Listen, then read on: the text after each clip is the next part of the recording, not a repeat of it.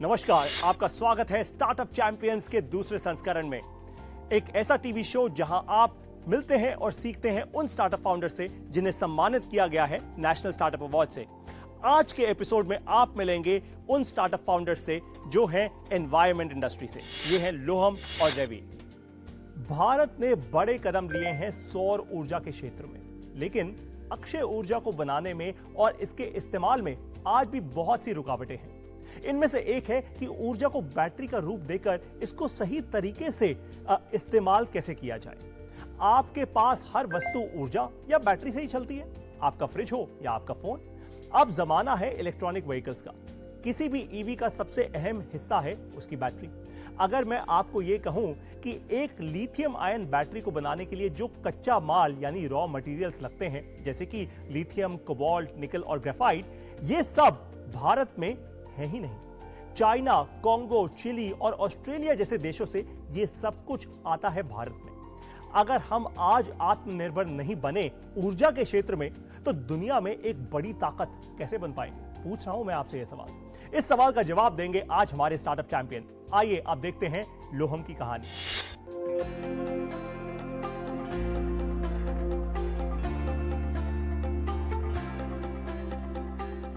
America में 10 साल पढ़ने और काम करने के बाद जब मैं वापस इंडिया आया, तब यहाँ पे मैंने परिवहन सेक्टर में कुछ नया करने का सोचा।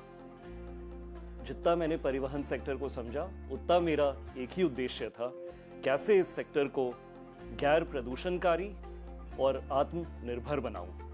हमने लोहम 4 साल पहले इसी उद्देश्य के साथ स्टार्ट करा कि कैसे इलेक्ट्रिक व्हीकल इंडस्ट्री इंडिया में नॉन पोल्यूटिंग और सेल्फ रिलायंट बने। बहुत बड़ा डिसीजन था वो उस टाइम पे, because you know he was out of business school, Harvard business school. He had great opportunities.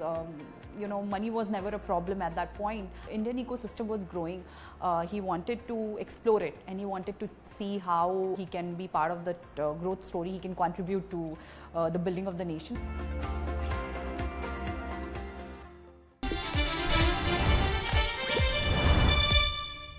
रजत, आपका स्वागत है स्टार्टअप चैंपियंस के दूसरे संस्करण में। थैंक यू पारितोष, मेरा सौभाग्य कि मैं इस एपिसोड में हूँ। Fantastic, great. आपसे मेरा पहला सवाल ये है कि देखिए, इलेक्ट्रॉनिक व्हीकल्स आजकल बहुत ज़्यादा डिमांड में हैं, उनके लिए बैटरीज लगती हैं। आपने एक ऐसा प्रोडक्ट तो बना लिया है, लेकिन मैं सवाल अब आपसे ये करूँगा कि इस बैटरी के अंदर क्या है? ये सारे के सारे सॉल्ट्स और केमिकल्स जो हमारे सामने रखे हैं, क्या ये आप बनाते हैं? अगर हाँ, तो कैसे? बिल्कुल पारितोष, ये जो आप मटेरियल देख रहे हैं, चाहे lithium carbonate, graphite, cobalt sulphate, निकल सल्फेट, ये बैटरी के मूल पदार्थ हैं। ये यही जाते हैं एक दूसरे से मिक्स होके एक बैटरी को पावर देने में, जिस पावर के कारण मान लीजिए आपकी टेस्ला 150 माइल पर आवर पे चलती है। उसका पूरा का पूरा बेस है ये मटेरियल। हमारी दुनिया में हम बोलते हैं लिथियम आज का नया तेल है। वाह! तो आपका प्रोडक्ट लोहम में क्या है? क्या आप ये बनाते हैं? जी बिल्कुल। तो हम ये सारे मटेरियल हम ये प्रोड्यूस करते हैं, पर हम ये जमीन से नहीं निकालते हैं। दुनिया भर में मटेरियल जमीन से निकाली जाती है, हम ये मटेरियल रिसाइकिल करके निकालते हैं। यानी कि हम पुरानी बैटरी लेते हैं जो बैटरी ऑलरेडी डेड हो चुकी है, उस बैटरी को हम अपने रिसाइकलिंग प्लांट में ले जाते हैं। वहाँ पे अलग अलग प्रोसेस हम चलाते हैं, जिसके एंड में ये मटेरियल प्रोड्यूस होते हैं। हमने जमीन छुआ भी नहीं, हमने पृथ्वी छुई भी नहीं, हमने पानी छुआ भी नहीं, हमने केवल पुरानी बैटरी लेके ये मटेरियल प्रोड्यूस करा। मुझे ये बताइए कि देखिए, आप आईआईटी से पढ़े हैं, उसके बाद आप स्टैनफोर्ड गए, उसके बाद आप हार्वर्ड गए और फिर आपने वहाँ पे नौकरी भी की विदेश में, और फिर वो सब छोड़ छाड़ के आप देश वापस आ गए। ये डिसीजन लेना आपके लिए आसान तो नहीं रहा होगा, ये तो बात पक्की है, क्योंकि जनरली लोग ये सोचते हैं भाई अच्छे विदेश में अच्छी नौकरी मिल जाए, खूब सारा हम पैसा कमा लें, लेकिन वहाँ से वापस आकर भारत देश में, जबकि ये सारे मटेरियल्स आज हमारे देश में नहीं हैं, आपने खुद अपनी एंटरप्राइज, अपनी स्टार्टअप की शुरुआत की। कितना मुश्किल रहा आपके लिए ये, और आज क्या आपको अपना ये डिसीजन सही लगता है? जी बिल्कुल, मुश्किल तो था ही। कोई भी डिसीजन लाइफ में इजी नहीं होता है, और अगर आप एक बार डिसीजन लेते तो आपको कमिटेड रहना होता है उस डिसीजन के प्रति। पर मेरा मानना था कि अगर पिछला 50 साल चाइना का है तो अगला 50 साल इंडिया का है। इस सोच के साथ मैंने डिसीजन लिया। जब मैंने ये सोच अपने माइंड में बिल्कुल फर्म कर लिया कि यार अगला 50 साल इज ऑल अबाउट इंडिया, उसके बाद कोई भी डिसीजन लेना उतना डिफिकल्ट नहीं रह जाता है, क्योंकि आपने एक अपना व्यू बना लिया दुनिया के बारे में। और मेरे उस व्यू में फिर अगला कदम था कि वापस इंडिया आना ही है, इंडिया में ही काम करना है, इंडिया के नेशन बिल्डिंग के लिए कंट्रीब्यूट करना है। और जैसा आप समझते हैं, कोई भी नेशन का नेशन बिल्डिंग एनर्जी के बिना, ऊर्जा के बिना नहीं हो सकता है। और इसलिए ऊर्जा वाले इंडस्ट्री को हमने चुना। ऊर्जा की दुनिया आगे 50 साल तक ऑल अबाउट बैटरीज है, ऑल अबाउट स्टोरेज है। वो storage is all about material, about ये जितने भी आप मूल पदार्थ देख रहे हैं। बहुत सही। अब बात करते हैं नंबर्स की, राइट? एक एंटरप्रेन्योर होने के नाते हम तो सीधा नंबर से ड्राइव करते हैं अपनी गाड़ी। हर महीने कितनी बैटरीज को आप रिसाइकिल करते हैं और कितनी डिमांड अब आप देख पा रहे हैं आने वाले भविष्य में? आपको सुन के काफ़ी सरप्राइज लगेगा कि हम किसी भी महीने में लगभग 1 मिलियन बैटरी, यानी कि 10 लाख बैटरी रिसाइकिल करते हैं। अब आप पूछेंगे बैटरी आ कहाँ से रही है? ये सारे बैटरी जो अभी आ रहे हैं हमारे पास, ये आपके मोबाइल फोन, लैपटॉप, पुराने इलेक्ट्रॉनिक्स, इनसे आते हैं। सारे इलेक्ट्रॉनिक्स भी आजकल बैटरी पे हो गए। उस बैटरी में और जो बैटरी एक टेस्ला या एक वॉल्वो चलाती है, उनमें कोई फर्क नहीं है, बस उनका साइज और शेप अलग है। दोनों में जो रॉ मटेरियल है वो एग्जैक्टली सेम है। तो ये इतने सारे बैटरीज हम रिसाइकिल करते हैं। और आगे की दुनिया जैसे जैसे इलेक्ट्रिक व्हीकल और पॉपुलर होते जाएंगे, हम उम्मीद करते हैं कि इनकी बैटरीज भी इसी वेस्ट स्ट्रीम में आएंगी। हमारा विजन है कि 2040-2045 तक 100% ऑफ द व्हीकल्स जो रोड पे चल रही हैं, उनके बैटरी रिसाइकल्ड मटेरियल से बनेंगे। तो मतलब हम और आप सभी दर्शक आज भविष्य देख रहे हैं, ये मेरे हाथ में अभी। आपके बिजनेस मॉडल की बात करते हैं, आप लोग पैसा कैसे बनाते हैं? हमारा पैसा बनाने का तरीका बहुत सिंपल है। हम जो पुरानी बैटरी है वो मार्केट से खरीदते हैं। ऑडियंस में आप जो भी देख रहे हैं, अगर आपके घर में बैटरी रखी हुई है, हमारे पास भेजिए, हम आपको पैसे भी देंगे उसके लिए। हम उसको प्रोसेस करते हैं और फिर हम उससे मटेरियल ये निकालते हैं जो लिथियम, कोबाल्ट, निकल है। इनको हम कमोडिटी बोलते हैं, दुनिया भर में इनको कमोडिटी बोला जाता है। इनको हम कमोडिटीज़ को मार्केट में कमोडिटी के रेट पे बेचते हैं। और कुछ मटेरियल से हम कभी कभी अपनी बैटरी भी बना देते हैं, जिसको हम वापस मार्केट में बेचते हैं। तो मार्केट में ये जो मटेरियल आपसे खरीदते हैं, ये कौन लोग हैं? क्या ये बैटरी बनाने वाले लोग हैं? इनको खरीदता कौन है? इनको खरीदते हैं जो कंपनीज एक्चुअली सेल बनाते हैं। तो जैसे आपके सैमसंग हो गए, LG हो गया, जो बड़े बड़े आपने इस समय कोरियन और चाइनीज़ कंपनीज के नाम सुने, वो ये खरीदते हैं। हमारा होप है कि ओवर टाइम हम और इंडिया में और भी प्लेयर्स खुद इन मटेरियल को पूरा का पूरा यूज़ करके इंडिया में ही सेल बनाएं। फैंटास्टिक। अब फंडिंग की बात करते हैं। देखिए, आपने ये जो इतना बड़ा ऑपरेशन जो खड़ा किया, ये आसान तो रहा नहीं होगा। पहले दिन पर आपने अपनी स्टार्टअप को फंड कैसे किया, और अब क्या आप कोई एक्सटर्नल फंडिंग, कुछ बड़ी फंडिंग उठा चुके हैं? जी बिल्कुल। शुरू में तो इजी नहीं होता है फंडिंग उठाना। आपको अपने आइडिया को प्रूव करना होता है। तो शुरू में मैंने केवल अपने पैसों से कंपनी को चलाया। धीरे धीरे जब आइडिया प्रूव होने लगा तो फ्रेंड्स, फैमिली, एंजल नेटवर्क, ये लोग आए, इन्होंने कंट्रीब्यूट किया। और एक बार हम लोग ने एक दिखा दिया हमारे पास की एक एबिलिटी है इस आइडिया को बहुत बड़ा बनाने की, इसको $1 बिलियन आइडिया बनाने की। उस समय इंस्टीट्यूशनल इन्वेस्टर्स यानी कि प्राइवेट इक्विटी और वेंचर कैपिटलिस्ट वाले लोग हमारे साथ हाथ जोड़े। बेरिंग प्राइवेट इक्विटी इंडिया हमारी सबसे बड़ी इन्वेस्टर है। इंटरेस्टिंग। और अब देखिए, आने वाले भविष्य में हम देख रहे हैं कि इलेक्ट्रॉनिक व्हीकल्स बहुत तेज़ी से आगे बढ़ते जा रहे हैं, उनका अडॉप्शन बढ़ रहा है। तो ऑफ कोर्स ये बात तो पक्की है कि बैटरी का अडॉप्शन बढ़ेगा, और बैटरी का बढ़ेगा तो आपके मटेरियल्स का बढ़ेगा। तो आपकी ग्रोथ तो हमें समझ आ रही है, लेकिन आने वाले भविष्य में आप क्या देख पा रहे हैं? क्या छोटी स्टार्टअप्स आपके साथ कोलैबोरेट कर सकती हैं? ऐसी कुछ इंटरेस्टिंग अपॉर्चुनिटीज हैं जो आज हमारे दर्शक लोहम के साथ एक्सपीरियंस कर सकते हैं? जी बिल्कुल। देखिए, कोई भी इकोसिस्टम बिना स्टार्टअप्स के नहीं डेवलप करता है। और कोई भी कंपनी जब एक स्टार्टअप से थोड़ी बड़ी होने लगती है, उसको और स्टार्टअप्स की हेल्प चाहिए होती है। हमारे यहाँ बहुत R&D हो रहा है, बहुत सारे नए नए एरियाज़ में रिसर्च हो रहा है। आई एम श्योर मार्केट में और भी लोग हैं जो रिसर्च अच्छा करते हैं। शायद जिनके पास फंडिंग की कमी है, हम ऐसे सब लोगों को बोलेंगे आइए हमारे साथ कोलैबोरेट करिए।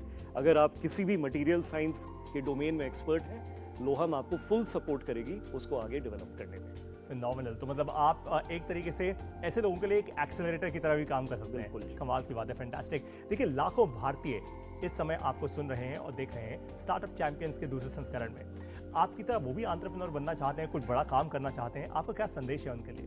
बहुत सिंपल संदेश है। एक उद्देश्य रखिए अपने जीवन में, एक ऐसा उद्देश्य रखिए जिसके बारे में आपको जिससे लगाव है, जिसको लेके आप दिन रात मेहनत करना चाहते हैं। एक बार आप उस उद्देश्य के पीछे लग जाएंगे, वेल्थ, सक्सेस, वसीयत, पैसा सब आपके नाम है। बहुत सही। देखिए, मेरे सवाल तो हो गए हैं अब पूरे आपके लिए। अब बारी है ऑडियंस के सवाल लेने की। हमारे ऑडियंस कई बार काफी मुश्किल सवाल पूछते हैं, आप तैयार हैं? जी बिल्कुल। फैंटास्टिक। तो आइए स्क्रीन पर और पूछिए रजत से अपना सवाल। आपके सबसे बड़े प्रतिद्वंदी कौन हैं और आप स्वयं को उनसे अलग कैसे स्थापित करते हैं? जी बहुत बढ़िया क्वेश्चन है। हमारे जितने भी कंपेटिटर्स हैं मार्केट में, वैसे तो बहुत लोग हैं, बहुत लोग compete करते हैं, पर जिनको हम सबसे बड़े कंपेटिटर्स मानते हैं वो है GEM चाइना में, रेडवुड मटेरियल अमेरिका में और नॉर्थ वोल्ट यूरोप में। इनके साथ हम compete करते हैं। पर जहां हम इनसे अलग हैं, हम पूरा रिसाइकलिंग का एक, जिसको हम 4R सोल्यूशन देते हैं रिसाइकलिंग का: रिफर्बिशिंग, reusing, repurposing and recycling.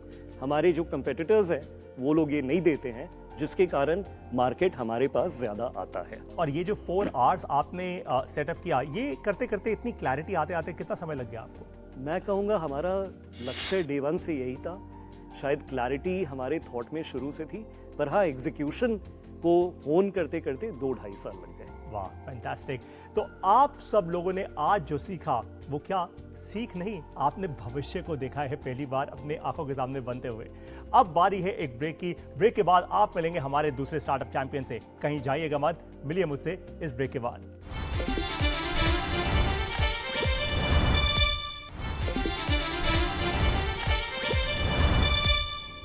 Startup champions के दूसरे संस्करण में आपका स्वागत है। पानी और बायोमीथेन बहुत सी इंडस्ट्रीज के लिए कच्चे माल यानी रॉ मटेरियल की तरह है।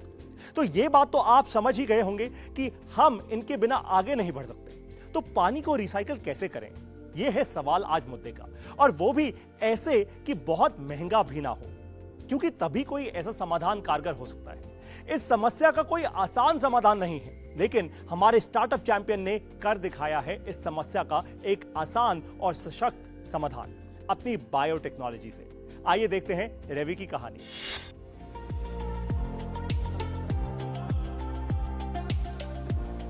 स्टार्ट हुई थी मेरे बेटों की मोटिवेशन से, और मेरे हस्बैंड जो हैं वो मेरे को हेल्प करते हैं इस सब साइंस को मार्केट तक ले जाने में। ये कंपनी शुरू की तो हम दोनों ने ये माना एज हस्बैंड एंड वाइफ कि अब हमने एक 3rd बेबी को बॉर्न किया है, उसको हम ग्रो कर रहे हैं। और अब हम इस साल में इंक्यूबेटर से बाहर निकलेंगे। वी आर रियली थैंकफुल कि गवर्नमेंट ने ये इंक्यूबेटर्स का सिस्टम बनाया जहाँ हमारा बेबी बड़ा हो सका।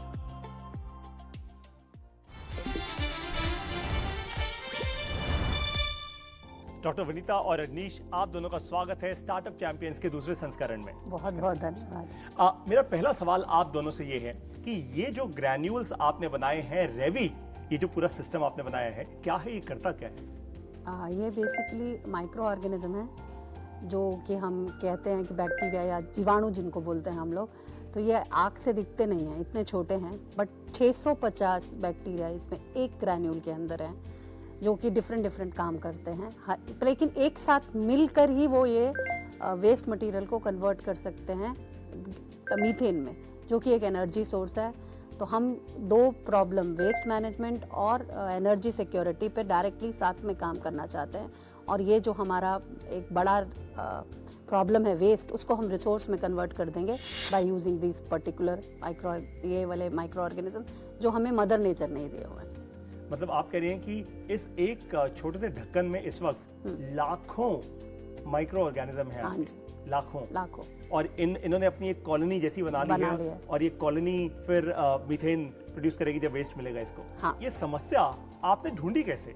ये समस्या एक्चुअली ढूंढने की जरूरत नहीं है। ये तो जग विदित है कि गीला कचरा और गंदा पानी ये एक ग्लोबल इशू हो गया जी। और जैसे जैसे जनसंख्या बढ़ रही है, इसकी मात्रा भी बढ़ती जा रही है, गंदे पानी की मात्रा, गीले कचरे की मात्रा। और इसको सस्टेनेबल रिसोर्स के साथ यूज़ करने के लिए कोई ना कोई एक पद्धति की ज़रूरत तो है। दुनिया इसके पीछे लगी हुई है। तो वनीता को भी ये चीज़ समझ में आई। आज से करीब 20-25 साल पहले इसने इस पर काम करना शुरू किया कि ऐसा क्या कर सकते हैं कि गीला कचरा भी एक रिसोर्स जैसा इस्तेमाल हो जाए, गंदा पानी को हम रीयूज़ कर सकें। उसी को ध्यान में रखते हुए वनीता ने काम शुरू किया। इशू तो ऑलरेडी था, हम लोगों ने आंखें बंद कर रखी थी। डॉक्टर वनीता, आप एक मिडिल क्लास परिवार से आती हैं, राइट? और मिडिल क्लास परिवारों में जनरली ऐसा नहीं देखा जाता कि कोई स्त्री आई पहले तो बायोटेक्नोलॉजिस्ट बने, उसके बाद साइंस पढ़ के और उसके बाद फिर अपना बिजनेस शुरू करे। आपने ऐसा किया, ये ब्रेक थ्रू किया कैसे आपने? शुरू से ही था, क्योंकि मेरे को कुछ थोड़ा हेल्थ इश्यूज था जिसकी वजह से मुझे हॉस्पिटल जाना पड़ा। मेरा कैट स्कैन हुआ था, जब फर्स्ट कैट स्कैन आया था दिल्ली में एम्स में जी। तो वहीं से मुझे ये क्यूरियोसिटी शुरू हुई कि ये कैसे पता चल रहा है और कैसे सब कुछ हो रहा है। तो पापा से पूछने पे पापा ने बोला कि ये सब साइंस टीचर बता सकती है। तो दैट उसकी तरह मैं साइंस की तरफ झुकाव हो गया। और साइंस पढ़ने के लिए पापा ने मोटिवेशन में यही कहा कि हमेशा स्कॉलरशिप लाओ और आगे आगे पढ़ते रहने के लिए चलती जाओ। तो मेडिकल एंट्रेंस भी मैंने ट्राई किया बट नहीं क्रैक कर पाई। तो फिर मेरे को लगा कि बायोटेक्नोलॉजी एक चीज़ है जो मैं कर सकती हूँ और मैंने उसी में काम करना शुरू किया। एलर्जी मेरा एक टॉपिक था कि बहुत लोगों को बहुत चीज़ों से एलर्जी होती है और पोलन एलर्जी बहुत ज़्यादा कॉमन थी। तो उस तरीके से मैंने एलर्जी पे काम करना शुरू किया।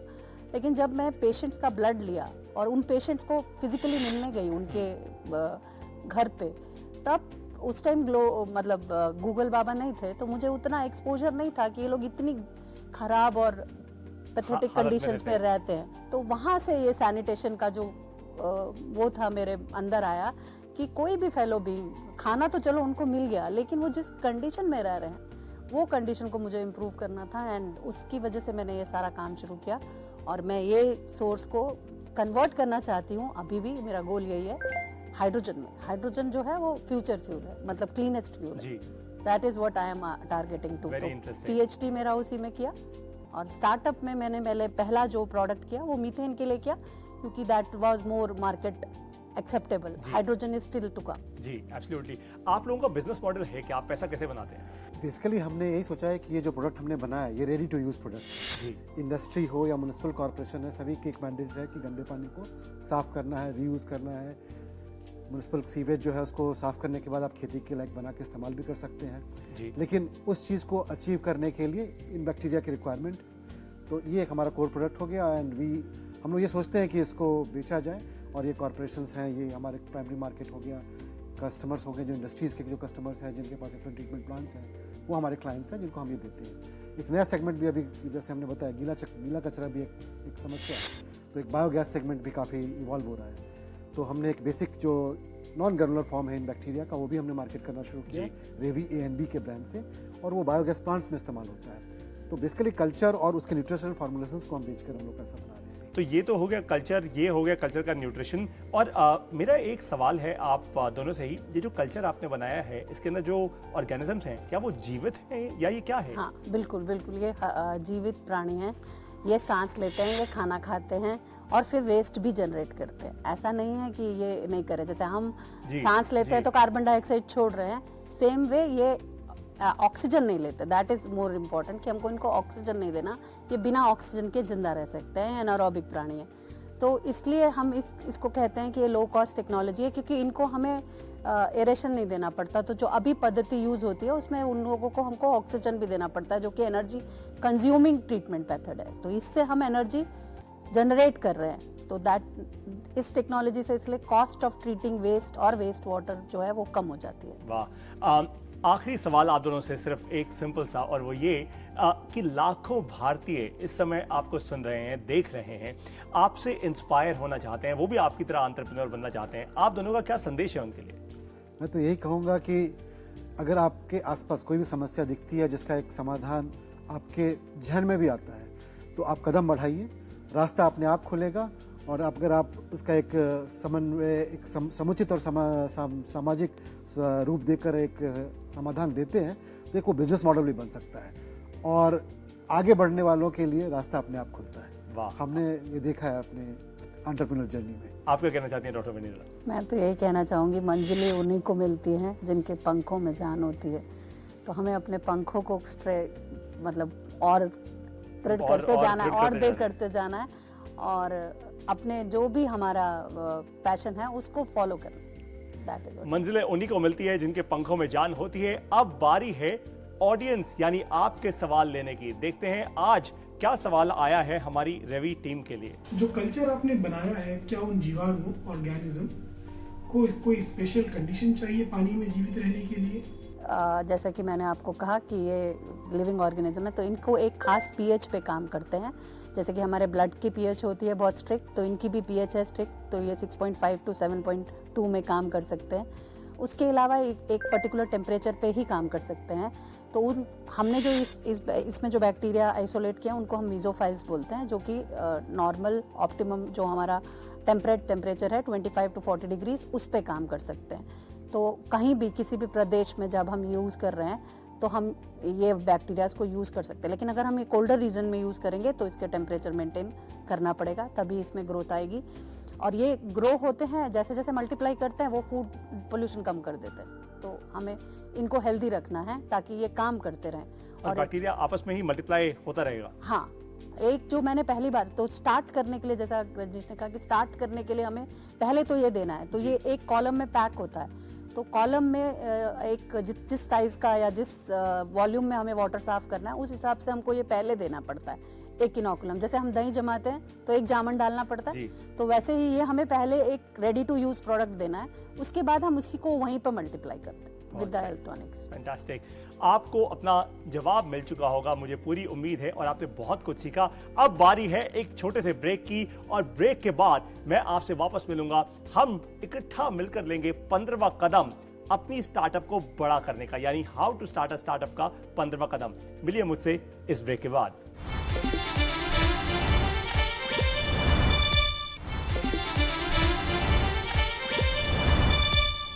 स्वागत है आप सभी का एक बार फिर से स्टार्टअप चैंपियंस के दूसरे संस्करण में। अब बारी है 15वां कदम लेने की अपनी स्टार्टअप को आगे बढ़ाने के लिए। लर्निंग से ही होती है अर्निंग, ये तो आप जानते ही हैं। चलिए अब लेते हैं 15वां कदम, how to start a startup का। सेल्स करना सीखिए, यह है आपके लिए 15वां कदम। इसके 3 तरीके अब मैं आपको बताने वाला हूं। सबसे पहले अपनी वीडियोस बनाइए इंटरनेट पर और उन्हें एक सेल्स किट की तरह इस्तेमाल करना शुरू कर दीजिए। वीडियोस आपके कस्टमर से, एम्प्लॉय से और इन्वेस्टर से बात कर रही हैं जब आप सो रहे हैं, तो वीडियोस का इस्तेमाल कीजिए। नंबर 2, सेल्स ट्रेनिंग दीजिए अपने पार्टनर्स, डिस्ट्रीब्यूटर्स, एम्प्लॉयज और कस्टमर्स को। ट्रेनिंग दीजिए और अपने आप ही लोग जुड़ जाने शुरू कर जाएंगे आपसे। ऐसा क्यों? क्योंकि जब आप इन सब लोगों को सेल्स की ट्रेनिंग देंगे ना, तो हर एक इंसान एक तरीके से आपकी कन्विक्शन का इस्तेमाल करके आपके लिए एक माउथपीस बन जाएगा। यानी लोग आपके बारे में अपने आप बात करना शुरू करेंगे, आपके सेल्स ओनर्स बन जाएंगे। नंबर 3, एक सेल्स लीडर को हायर कीजिए। बहुत सारे स्टार्टअप फाउंडर्स यही गलती करते हैं, उनको लगता है मैं सारे काम खुद ही कर लूंगा। ऐसा आपको नहीं करना। सेल्स करना एक अपने आप में फोकस्ड काम है, एक फोकस्ड फंक्शन है आपकी स्टार्टअप के लिए। आपको एक सेल्स लीडर हायर करना है जो केवल और केवल एक ही बात पर ध्यान देगा। वो क्या है? सेल्स बढ़नी चाहिए हर महीने आपकी स्टार्टअप में। तो एक अच्छा सेल्स लीडर हायर कीजिए और आप अपने रोल को और भी तेजी से आगे बढ़ाइए। क्या सीखा आपने आज के एपिसोड से? बताइए मुझे। अपनी वीडियोस अपलोड कीजिए सोशल मीडिया पर #StartupChampions2 के साथ। अगले एपिसोड में आप मिलेंगे इंडस्ट्री 4.0 के स्टार्टअप चैंपियन से। स्टार्टअप चैंपियंस के दूसरे संस्करण से सीखकर भारत को आगे बढ़ाने के लिए आपका बहुत बहुत धन्यवाद। जय हिंद। पेट्रोल पंप पे 2 तरीके का कंजम्पशन होता है। एक, पेट्रोल पंप पे हम खुद जाके फ्यूल लेते हैं, और दूसरा ऑन साइट फ्यूल का बहुत एक्चुअल में जरूरत है। हमारा ई-कॉमर्स प्लेटफॉर्म है, एक साइड पे सप्लाई है, जो फ्रेंचाइजी पार्टनर्स है हमारे, जो मोबाइल पेट्रोल पंप खरीदते हैं, और एक साइड पे डिमांड है जिसको डीजल चाहिए। ये पूरी टेक्नोलॉजी आखिर क्या है? ये डुअल पर्पस जहाज रहेगा जिसमें ह्यूमन इसके ऊपर बैठ के इसको चला सकता है, ऑपरेशंस कर सकता है, साथ ही साथ एक बटन को ऊपर करके ये अनमैन चल सकता है।